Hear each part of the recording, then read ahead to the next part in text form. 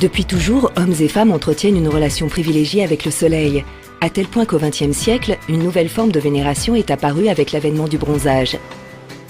Que savons-nous exactement du bronzage, de son histoire, de ses bienfaits, de ses dangers, mais également des progrès faramineux réalisés pour permettre à tous d'allier beauté, bien-être et protection? Pascal Horry, professeur d'histoire contemporaine et auteur d'un essai intitulé « L'invention du bronzage », nous parle des débuts de ce phénomène. Cette sorte de révolution culturelle qu'est le bronzage, on peut la situer dans l'Occident, et même assez précisément en France et dans les pays voisins, des années 20 aux années 30. Dès le début, dès les années 20, la beauté, qui est mise en avant, est associée à la santé. C'est pas du tout une idée d'aujourd'hui, ces associations beauté-santé. Mais le bronzage est également porteur de bien d'autres aspects. La science découvre les vertus curatives du soleil, l'héliothérapie, qui affirme que le soleil peut guérir, et peut guérir, ce qui est capital, la tuberculose. Il y a ensuite le critère social. Désormais, la distinction se fait par rapport à une société citadine, c'est-à-dire qu'on va se distinguer non pas du paysan et ses coups de soleil, mais de l'ouvrier ou de l'employé caché d'aspirine.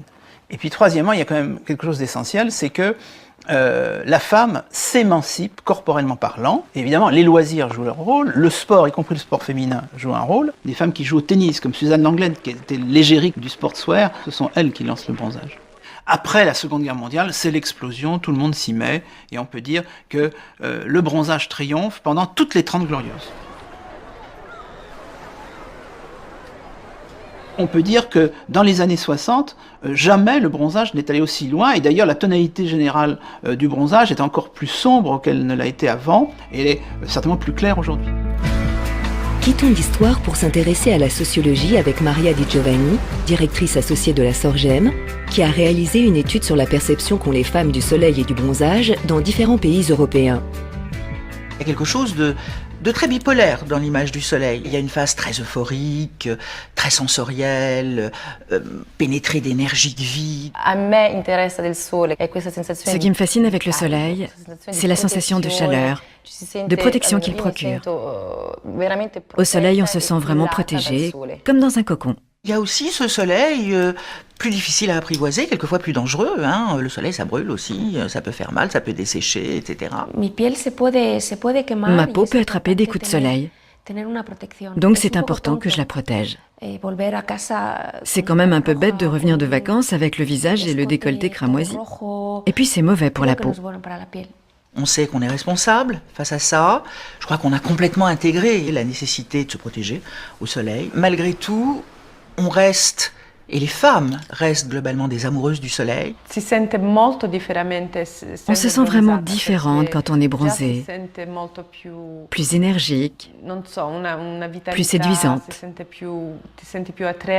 Quand je pars en vacances, j'essaie vraiment de trouver une destination où il fait très beau, très chaud et on peut être dehors tout le temps. C'est vraiment quelque chose qui me manque en habitant dans une ville où il fait pas forcément très beau tout le temps. On prend le soleil plus souvent, différemment, avec des comportements différents, des objectifs différents.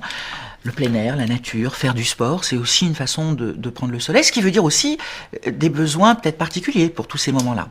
C'est beau d'être en maillot avec une peau crémée qui brille, ou ça donne une belle texture. C'est vrai que c'est ce qui cristallise finalement dans le corps, dans la peau, toutes ces valeurs euphoriques du soleil, c'est-à-dire l'énergie, l'envie de communiquer, l'idée de se sentir bien dans son corps. Elles n'ont pas envie d'avoir le sentiment de faire quelque chose de pas bien en se mettant au soleil. Le bronzage qu'on aime aujourd'hui, qu'on cherche, c'est de l'éclat, beaucoup. C'est comme si le soleil devait transmettre à votre peau cet éclat, cette luminosité. Quand on sait qu'on a bonne mine, c'est agréable de se l'entendre dire. Un beau bronzage, c'est avant tout une bonne protection. Mais au fait, comment ça fonctionne concrètement le bronzage? Réponse avec le docteur Nadine Pomarède, dermatologue. Le bronzage, en fait, c'est un processus biologique qui va arrêter en partie, absorber en partie le rayonnement UV. Lorsque vous êtes exposé au soleil, eh bien dans les 48 heures qui suivent, il y a une activation de la fabrication d'un pigment de la peau qui s'appelle la mélanine par des cellules spécialisées qui sont les mélanocytes. Ce pigment ensuite va être réparti aux cellules voisines de façon à se mettre au-dessus des noyaux des cellules, en parasol, pour les protéger en quelque sorte contre le rayonnement solaire. C'est très important que la peau s'exprime au soleil. L'action de la mélanine, la synergie du soleil et du produit, d'une crème qui favorise le bronzage, qui hydrate. Nous ne sommes pas égaux devant le soleil. La couleur de la peau ne peut pas être la seule prédictive de votre aptitude à bronzer bien ou mal.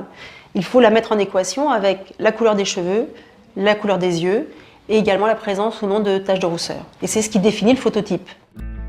En fonction de son phototype, eh bien, on va avoir un capital solaire plus ou moins important.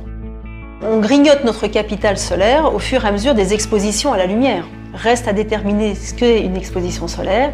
N'oubliez pas que lorsque vous êtes en terrasse de café, par exemple, vous êtes exposé au soleil aussi.